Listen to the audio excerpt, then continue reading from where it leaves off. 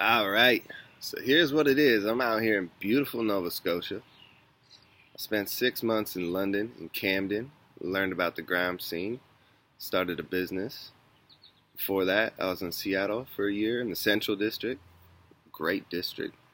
One of the last places that is yet to be gentrified by the Amazon and Microsoft and just white face of Seattle. Whoa. I don't know if this is actually recording well, but I'll worry about that later. Anyways, before that, I was in Australia. Before that, I was in Austin, Texas. Before that, I was in Seattle. So I've been a few places, and I learned a few things. I learned a lot about myself. And I've finally arrived at a place where I know exactly who I am. And it's been a bit of growing pains. It's been a bit of an adjustment for people that knew me back when or wherever to swallow the pill of who I am now. But I just want y'all to know I'm happy. I feel good. The sun is shining. I'm in a beautiful country. I'm going to move to Toronto soon and see what it's like out there. I think I'm really going to like it. So I've just had a wealth of experience in all these different places and met so many different people from so many different places. It's really changed who I am as a person. So I need to kind of reintroduce myself to you so you can see. It's not all negative. I know I might have just posted a video that told some people to fuck off. Got it tatted right there. I know that might be a little abrasive for some of y'all normal, just regular ass people who see me and go, why is he doing that? And from their perspective, they have to see for them to do something similar, they would have to be crazy. They would have to not give a fuck about their job, about their family, about their friends. They could not do what I'm doing or say what I'm saying. So it's hard for them to understand that I could still be coming from a healthy, natural place where sometimes it's healthy to tell people to fuck off.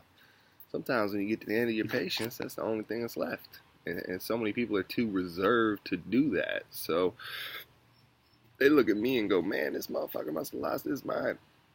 He must be manic. He must have some kind of mental illness or something. So let's treat him as such, or let's help him. He looks like he needs help. So I don't know, man. I've just been through all kinds of stuff. When I moved out to London, I was going to a Skepta show. Shout out to Skepta. He's a legend. I had no idea who he was or what grime was till I moved to London. I was introduced. Love the motherfucker. I went to a show and I took a pill. And it fucked me up. It knocked me on my ass. I didn't even make it into the show. In the line, I got fucked up. Carted off in a wheelchair.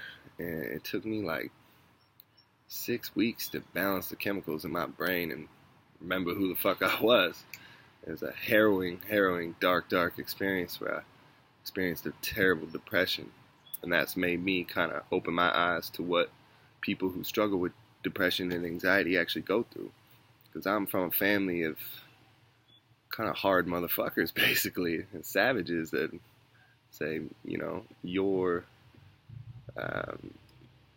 mental health is your business. So if you're depressed, then you're fucking up and it's your fault. But for me, it wasn't like an emotional thing. I wasn't like, oh man, I'm so down on myself, like I'm depressed. It was just a chemical thing. My brain just wasn't working like it's ever worked before, and I had to work through that. And after I got through that, that was a kind of a pivotal point in my life where I understood that what these people go through and how hard it is and how difficult it is and how nobody's really talking about it, how mental health and depression and anxiety have the stigma to it. You have social anxiety. It's just quit being a pussy. Be yourself. Don't worry about what other people think. That's the solution that us as a society tend to prescribe to people who go through these struggles. I think it's kind of a fucked up approach. So anyways, I went through that. Then I went through being chased and beaten by police and choked by police. And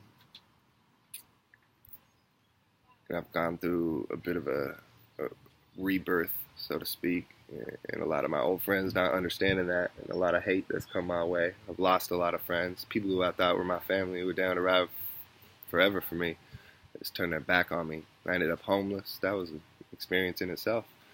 And I think a lot of people look at me and go, well, I would never let myself be homeless. You know, if you come from a middle-class white American background, that's kind of your view. And you kind of have a savage approach to the homeless. Like, fuck y'all, get a job. Right? Why do you want my money? Why do you want my help? I don't owe you shit just because you're homeless. And to actually be in that position was a number of things that led there, but most predominantly my credit card company lied to me and told me I had $6,000 available when I only had $3,000 available. And since I'm accumulating inventory and spending a lot, I spent $3,000. Then they told me that was my last $3,000. I said, wait a minute, what the fuck are you guys talking about? How can you tell me I got 6 and now you tell me I got 3? Like, you have a duty to tell me my accurate information. So, I mean, that could still be a pending lawsuit, just depending on how much time I want to invest towards it. But there's a good chance I just can't be fucked, and I'm just going to publicly bash these motherfuckers every chance I get. Because fuck them. They did that to me. But everybody wants to be like, nah, that was your fault. That would never happen to me. Hey, chill out. That would never happen to me.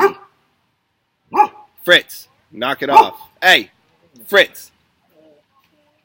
Barking ass dog. Anyways, so a lot of people's approach is that would never happen to me. You must be irresponsible. You're an irresponsible person. You're an irresponsible businessman. How did you let yourself get in that situation? And that's the vibe I'm hearing. Now that stigma's gonna follow me around as I start my business. Everybody who knows me, who knows I went through that, is looking at me different now. Like, what's wrong with you? What are you doing? Whereas my perspective was, I didn't need to be homeless. I could have picked up a phone at any time and caught a flight home and just kicked it. But I was at a pivotal point with my business of assembling a team of photographers, clothing designers, hip-hop artists, doing a lot of things I was really interested in. And I had the choice of spending £20 to go sleep at a hostel from 3 a.m. till 10 p.m.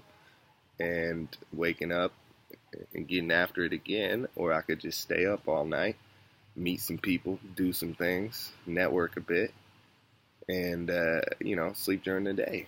And I chose to do that. And then meanwhile, I just met a lot of people on the street. I met a lot of homeless people that were out, good people that had nothing. They literally have no money, and they offer me cigarettes, and they offer me their spliffs, they offer me a beer, they offer me the little bit of food they have. They literally have nothing, and they offer me everything. Whereas people with everything were offering me nothing but judgment and looking down on me for being in the position. I remember one night I was out. I met this homeless girl, Amy. It was really cool. And I was just chilling. I whipped out my MacBook. We were playing videos and having a laugh. She had a fucked up day and told us she was having a fucked up day. And we sat down, me and this other guy I met, and just kicked it with her. And we're watching videos on my MacBook. And some drunk bros walk by and go, why don't you sell your MacBook and get it home? And I was like, why don't you go fuck yourself? How is it any of your business what I do with my money, first of all? Second of all, why do you think I'm homeless just because I'm helping a homeless person or hanging out with a homeless? Why do I have to be homeless now? And why do I have to sell my shit so I can get a home and be just like you? Are you mad because you can't afford a MacBook and I got one and I'm on the street and that rubs you the wrong way? So you get a lot of this weird hate from people, man. They just don't understand. They would never do the things I do and never put themselves in the position I put myself in, and they view it as a negative, whereas I viewed it as a positive, as an opportunity for me to open my mind and see the struggles of these people and see how people treat these people, but also an opportunity to see who's in my life that's going to support me when I can't eat. I don't have money for food. Which one of my friends are going to say, here, go get something to eat, And a lot of them did, and I found out who's really riding with me. But a lot of them didn't. A lot of them turned my back on me. People I thought were my great friends, my family. When I was homeless, I didn't hear a fucking word from them. Didn't even pick up the phone and be like, yo, you all right, man? It was nothing. I had homies asking me for money when I was homeless. I got my card declined on a 1 pound coffee, and I got a homie being like, yo, where's that money at? And it's like, y'all just clearly have too much privilege in your life to even understand what the fuck I was going through. So now I've been through all that, and I've arrived at a new place as a new person, as one should if you've ever been beaten by police within an inch of your life, or been homeless for any amount of time, or been to a new country, or, done any of the things I've done, gone through a major clinical depression that really fucking fucked me up, changed my whole personality, made me lose myself. I had to relearn who I was and what was important to me and see where my faults are. And I had to go through all that to be comfortable with who I am right now, which is where I'm at. So from now on, there's only 3 things in my life I'm focused on every single day. That's London Leather, my clothing company, Real Talk, my podcast, and Black Ski Mask, my music. A lot of things, good things and big things are going to come from those because I just know it. I know the vibe, I know what it is, and I know what time it is. So it's the best time in the world to ever do independent music. I used to own a recording studio. I produce, I make my own music, I mix my own music, I write my own music. I can do it all on a laptop and not even in a recording studio. But once I get into a recording studio, it's going to be a wrap. So I feel good about that. I feel good about my clothing. I'm going to go back to work for a little bit, save up some money, pay off some debt. I'm going to buy a house and put a recording studio in it. And it's just going to be everyday grinding from here on out. So I'm good. Y'all don't need to worry about me. I'm great. Worry about yourselves. Worry about your goals. Worry about what you want to do with your future. What kind of mark you want to leave on this earth. Or if you just want to be another face in the crowd. But don't hate me because I'm not a face in the crowd. I'll never be a face in the crowd. Be my own thing. I'm going to be me. So yeah, that's basically what time it is. I mean, look at where I'm at. It's gorgeous out here. How could I even have a bad day? It doesn't work like that. Y'all can't get to me like that. I've been homeless. What do you do? Like, what can you say to me? It's nothing. Nothing, man. But if you want me to analyze what kind of friend you are, you have an opportunity to be a supportive friend and a good friend, and I'll remember that long down the road, who was messing with me when I needed it. Because you only need that family friend support in the beginning, when something's first starting out, just to get the snowball rolling down the hill. So if I get that now, I'm going to remember who gave it to me.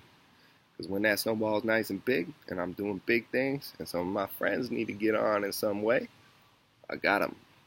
But if y'all forget me, y'all turn your back on me, y'all hate on me, y'all say some bullshit on social media about me, talk shit behind my back, I ain't fucking with y'all at all.